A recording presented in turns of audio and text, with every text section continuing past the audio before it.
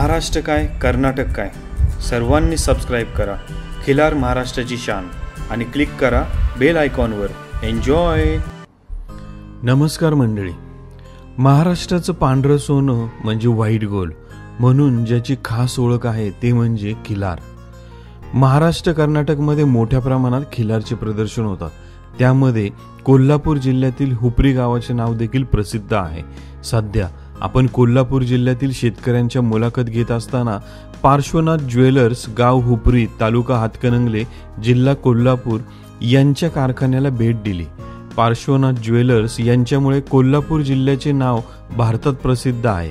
का तर हा कारखाना होता चांदीपासून बनवले जाणारे विशेष दागिने आणि बरंच काही. यामुळे यांच्या कारखान्यामध्ये कारागीर नवीन तंत्रज्ञानाचा व हाताने सुंदर नक्षीकाम करून प्रत्येक दागिना विशेष घडवतात.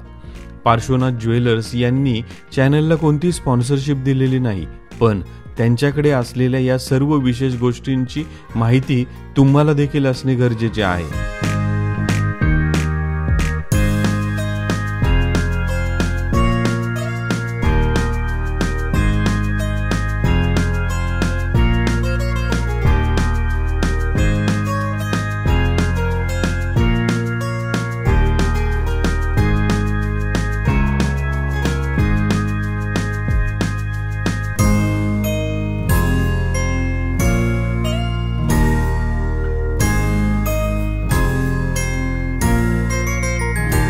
आज आपण व्हिडिओच्या माध्यमातून दिवसाला 10 लिटर दूध देणारं आपलं पांढरं सोनं या विशेष गायीची म्हणजे लाईव्ह मिल्किंग करणार आहोत.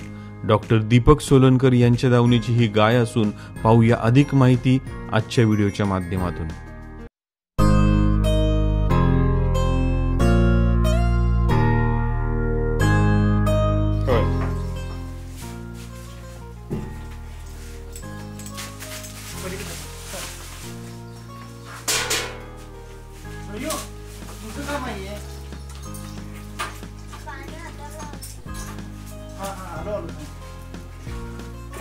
जाऊ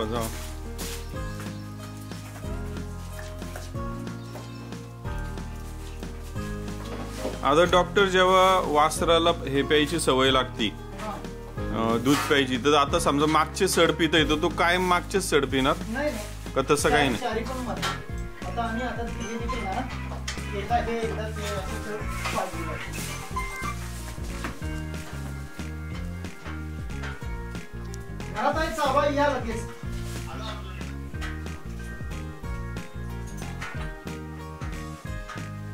आता कितवं वेत आहे हे गाईचं? या गाईचं 7वं वेत आहे.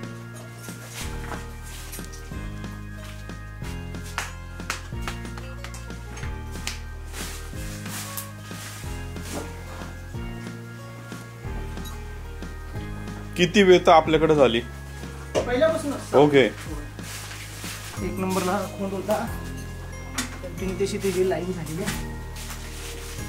पत्नींची नावं दिसत आहे. त्यांचा मुलगा सागर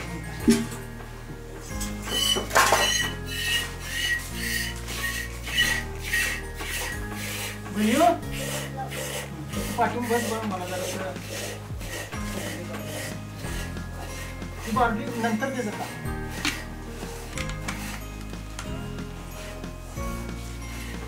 धार काढण्याची पण पद्धत असते. पूर्ण हात पद्धत, अंगठा पद्धत. जुनी पद्धत आहे गावठी आपली अंगठा लावून. अंगठा लावून पद्धत ही जास्त टिकू शकत नाही. म्हणजे 10 मशीनची अंगठा लावून पद्धत काढू शकत नाही. नेहमी कधी पण पूर्ण हात पद्धतीचाच वापर करावा. ही पूर्ण हात पद्धत असं अशी पद्धती अशी आहे. म्हणजे 2 पद्धती द्या. 2 पद्धती आहेत.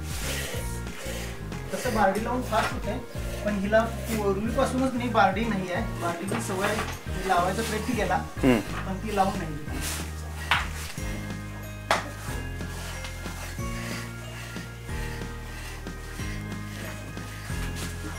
बाळ त्याच्यावर लक्ष ठेवतो.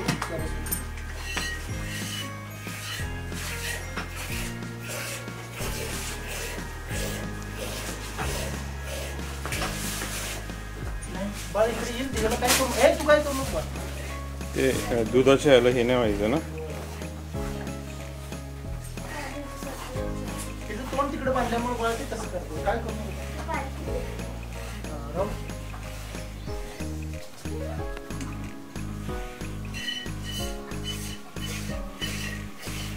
आता हिचं दूध एवढी सगळी सातवी येते, ह्याचा काय आपल्याकडे रेकॉर्ड आहे की बाबा वाढत गेलं का कमी होत गेलं, काय म्हणायचं याला कॅल्क्युलेशन? दूध जरा खिलार गायींची मानसिकता खूप महत्वाची असते. एखाद्या वेताला तिनं कमी पण आमान दिलं ओके प्रोडक्शन, आणि हिचे वैशिष्ट्य म्हणजे व्यायानंतर एक 40 ते 50 दिवसात म्हणजे माझं येतेच.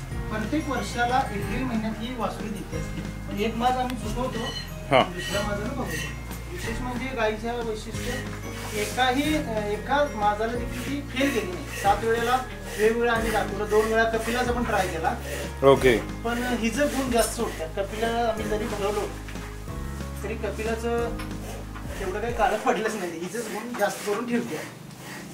थोडं 50% वळूचं देत्या, परंतु हिचं जास्त करून ठेवत्या 60%. की कालवड जास्त का खोंड जास्त झाली हिची? समान आहे. 3 खोंड, काकऱ्या, लक्षा, हंड्या, सर्जा, 4 खोंड, 3 कालवडी. आता हिच पासून झालेली कालवड तिला एखादा लिटर दूध जास्त असेल, ते कॅल्क्युलेशन कसं राहणार? नाही, आम्ही काय केलं, जर आमच्या भावासने शर्यतीची वासरं तयार करायची जास्त आवड आहे, त्यामुळं शर्यतीची वळू लावली. 2 वेळा कपिला लावला आणि परत शर्यतीचीच लावलं. दुधाची लाईन आम्ही काय काम केलं नाही, पण ह्या वेळेला आता दुधाची लाईन काम करणार. पण आता दुधाची लाईन मग आपल्याला कसं माहिती की बाबा आता रेकॉर्ड आपल्याकडे काय आहे की बाबा कुठल्या? आता अशाच पद्धतीचं एखाद्या गायीचं वासरू असेल, ती जी गाय 9-10 लिटर दूध देते, तिचा खोंड असेल दुसरा, तर तो भरायचा असं प्लॅनिंग आहे. आता मला एक विचारायचं डॉक्टर की आपण आता ही मायक्रोचिप बसवणार, त्यावरती आपण चर्चा नंतर करणारच आहोत. आता ह्या तुमच्या गाईला एवढं दूध आहे, हे रेकॉर्ड आपण समजा त्या ह्याच्यात केलं, मग हिची झालेली पैदास पुढच्या रेकॉर्ड मेंटेन केलं, तर भविष्यात हा शोधला. आता तुम्हाला वळू कुठे आहे जास्त दूध देणाऱ्या गाईचं एखादं वासरू, तो तुम्हाला शोध नाही, तर हे शोधायला पुढे आपल्याला जरा जास्त सोपं पडेल.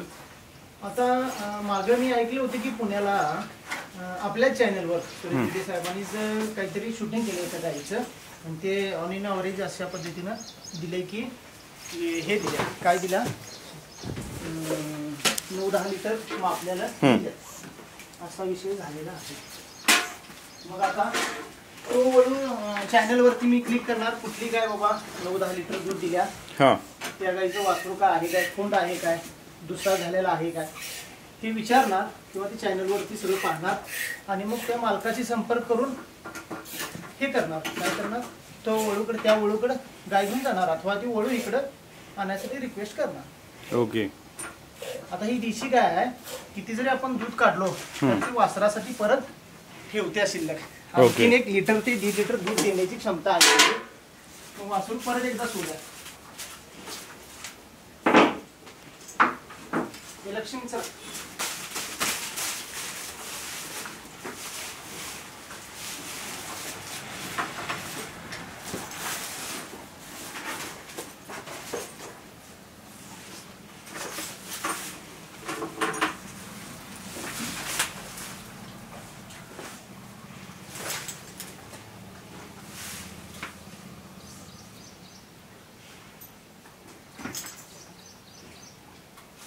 परत जाऊन तानाजी अंकलांच्यातनं 1 लिटर आणि अर्धा लिटरचं माप.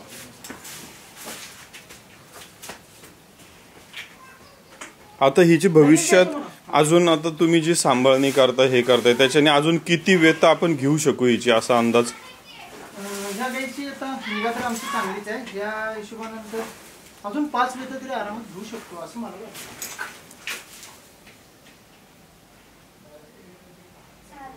नाही या वाढीचे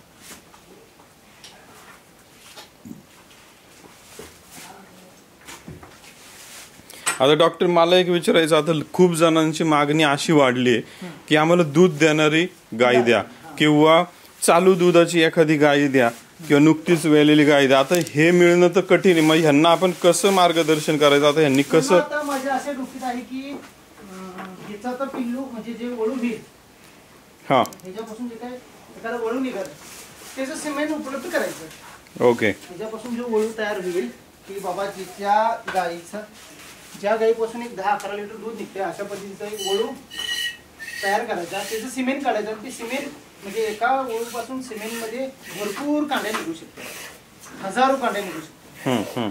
म्हणजे नैसर्गिक रेतन जर आहे तरी पण आपल्याला कृत्रिम रेतनाचा उपयोग छान रीती होईल, कारण प्रत्येक वेळेला गाय पुण्याला यासारखे ठिकाणी नेणं प्रत्येक शेतकऱ्याला शक्य होईल असं नाही आहे, त्यामुळे आपण सिमेंटचा वापर करायचा. आता एक डॉक्टर मला असं विचारायचं आहे की ठीक आहे, आता जिथं समजा आता की बाबा शक्यच नाही की मला आता वळूकडे गाय घेऊन जाणं, किंवा मी समजा नागपूर भागातले विदर्भातले असे लांब लांबचे पण काही गोपालक आहेत, मग त्यांना अडचण निर्माण होती की वळूकडं आम्हाला जाणं शक्य नाही एवढा प्रवास किंवा काय, तर त्यांनी सिमेंट वापरणं ठीक आहे. आता काही गोवंशामध्ये किंवा पशूंमध्ये असं झालं की सिमेंट वापरून त्यांनी कधी बैल किंवा रेडा म्हशीने असं पाहिलेलाच प्रकार नाहीये. मग ह्याच्यामुळे आपण काय म्हणू की त्या गायीच्या नैसर्गिक गोष्टीमध्ये काही पुढील काळात हे होऊ शकतं? नाही, हा याविषयी मला बोलायचं आहे, कारण मी व्हेटरनरी प्रॅक्टिशनर आहे, त्याआधीच डॉक्टर, तर मी 24 वर्ष झालं हे काम करतोय. कृत्रिम रेतन ह्या शब्दातच आहे की तुम्ही रेतन हा वापरावाच लागते, ते कृत्रिम पद्धतीने दिले जाते अथवा नैसर्गिक. ती मला माझ्यासमोर अशी 10 वेळा नैसर्गिक रेतन गेलेली गाय असू दे, तिला मी कृत्रिम रेतन करून ती कन्सिव्ह करू शकतो. किंवा 10 वेळा ती नैसर्गिक कृत्रिम रेतन केलेलं असू दे, तिला नैसर्गिक रेतन करून पण ती गाय कन्सिव्ह होऊ शकतो. हे सगळं म्हणजे चुकीचं समज आहे आडलं की तिला पहिल्यापासून सवय वळूचीच आहे, ती आता सिमेंट गाभ धरणार नाही, असं काहीच नाही. सगळं चुकीचं समज आहे ते. कृत्रिम रेतनची गाय ती नैसर्गिक येऊ शकते, नैसर्गिक रेतनची गाय कृत्रिमवर येऊ शकते, नो प्रॉब्लेम.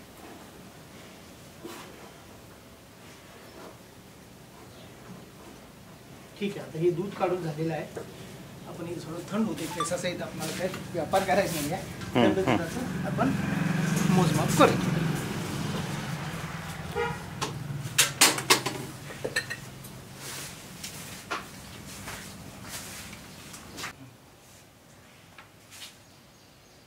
टाकू दे सर. होय, हे कितीचं माप आहे सर? 1 लिटर.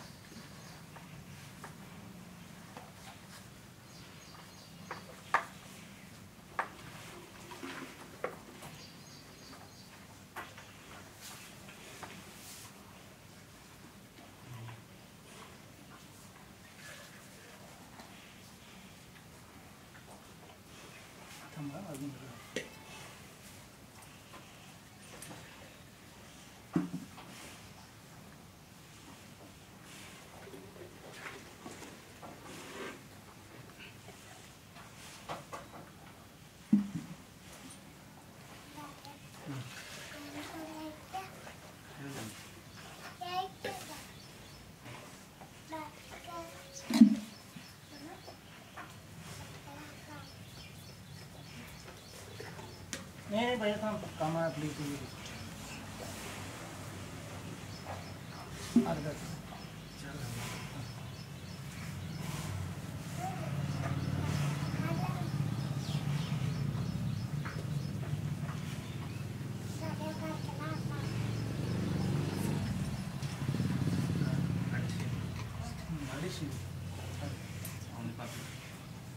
किती डॉक्टर आता आपण हे केलं टोटल? 4.5 लिटर झाले. 4.5. आणि अंदाजे वासरू किती पिला असेल आपण पकडूया? एक अर्धा लिटर. ओके. मग आपण गाईचं दुधाचा जर मात्र रेशो काढला तर किती म्हणता येईल टोटल? 10 लिटर प्लस ची गाय आहे. ओके. वेळ पडली तर आपण संध्याकाळी कॅल्क्युलेशन करूया, म्हणजे त्याच्यावर हिशोब करूया. Okay okay. म्हणजे ते ऑल इन ऑल मला म्हणण्याचा उद्देश असा आहे की खिलार गाईचं दूध भरपूर देत असतील, पण ते दाखवणं इज नॉट पॉसिबल. म्हणजे दाखवणं एवढं सोपं नाही आहे. आता जरी वासरू सोडलं तरी आणखीन ते 250 मिलीपर्यंत 300 मिलीपर्यंत तिने कासत ठेवलेलंच असतं. म्हणजे प्रत्येक वेळा सोडून काढण्यात काही पॉईंट नाही आहे. बरोबर. दाखवायचं सिद्ध करायचं की बाबा ही या कपॅसिटी गाय आहे. जो खिलार गोपालक आहे त्याला कळतंय की बाबा 4 वेळा जरी वासराला सोडलं तर 4 वेळा ती खिलार गाय पाण्यावर घालणारच आणि माणसाला ती बसल्यानंतर ती थोडी चोरून धरणारच, अशा पद्धतीचं. यांना दाखवायचं सिद्ध काय की आपल्याला खिलार गाय देखील 10 लिटरची ॲव्हरेज याला दूध देऊ शकते. म्हणजे खिलार दूध देत नाहीत हा कुठेतरी ती खिलारवरती एक चुकीचा पायंडा पडाला आहे, तो आपल्याला पुसून काढायचा, यातून एवढंच साध्य करायचं. ओके. आता डॉक्टर आपण संध्याकाळी पण जर मिल्किंग दाखवायचं म्हणलं किती वाजता संध्याकाळचा टाइम असेल आपला?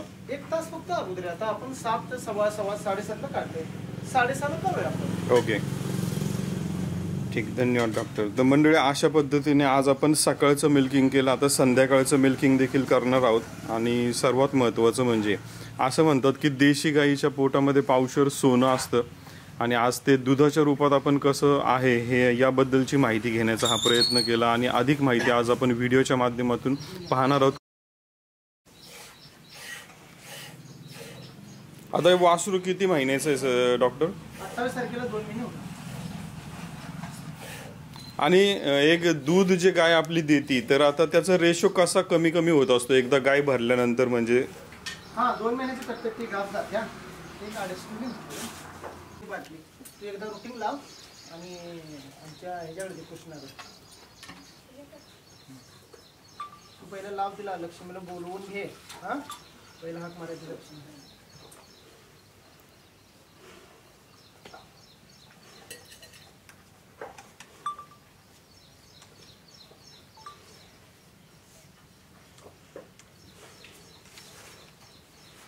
म्हणजे आपण सांगू की हे काय करायचं काम नाही, पण ते दाखवण्यासाठी ह्या सगळ्या गोष्टी करू. तू पहिला दाखव, लक्ष्मीला बोलव, इकडे इकडे इकडे इकडे घर.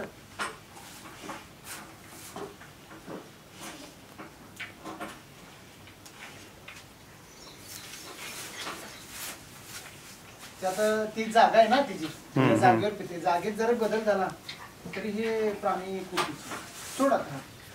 दुसरं तांब्यात बसून ये.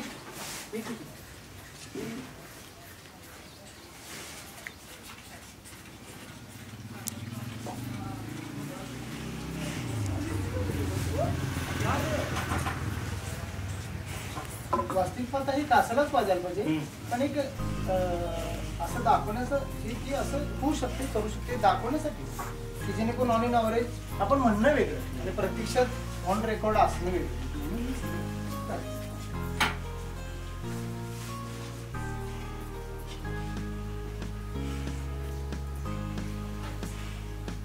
तू असं हात पकडून एकदा पाचतो का तिथं? जागा जर बदलल्यामुळे आता दुसरी वाटली, तुम्ही दोघं जण पाहिजे, तू जरा काय बोलू नसला घराजवळ मात्र याच्या प्रश्नांची उत्तर सरकार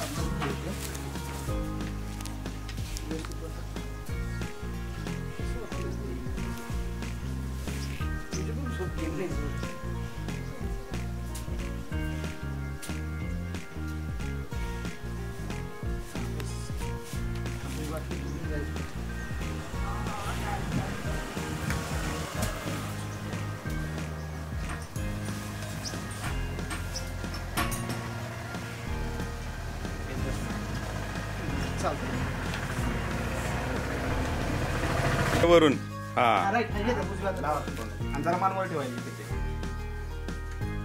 कसं रेटारेट करू नको, तेच ते धरते वर उचल. आता सावकाश अंतराळीत आहे शिवाय आता असं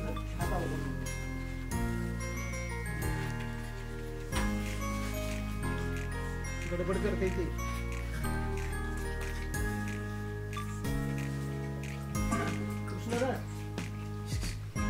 तुम्ही पाजायचा तुमचा नंबर तिकडे.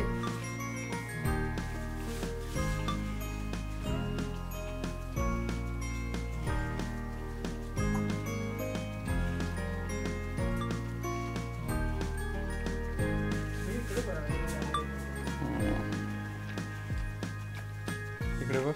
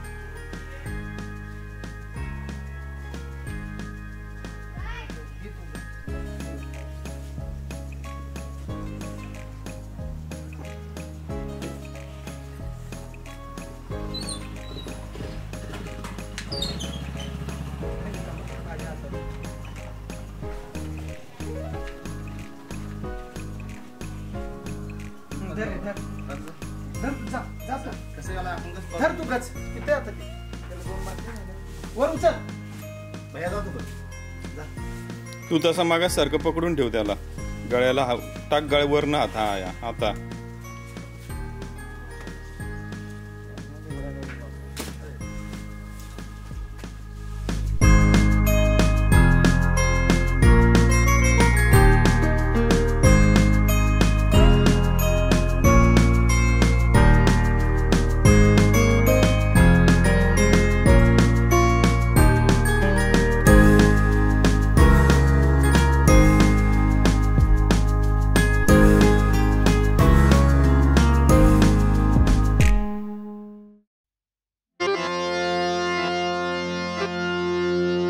अरे हे डौल शिवाराच सोन ए रामा जिरहाजी अरे ये रामा जिरहाजी जिर जिर जिर जिरहाजी डौल शिवाराच सोन पोशिंद्याच तू इमान कैलासाला शंभोदी तुझा जय जयकार पंढरीच्या पालखीची वारी तुझ्या खांद्यावर पाय गुणी जोडैसी धन्य काळरान मरणाच्या शर्यतीत तुझ्या शर्यतीचं गाण खिल्लार महाराष्ट्राची शान खिल्लार महाराष्ट्राची शान खिल्लार महाराष्ट्राची शान खिल्लार महाराष्ट्राची शान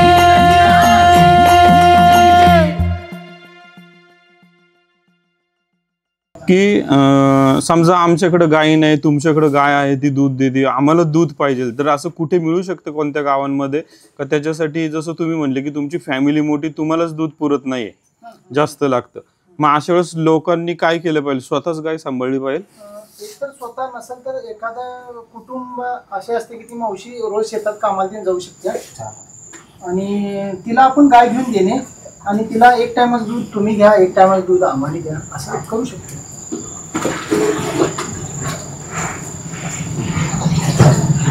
जर देशी खिल्लार महाराष्ट्राची शान खिल्लार महाराष्ट्राची शान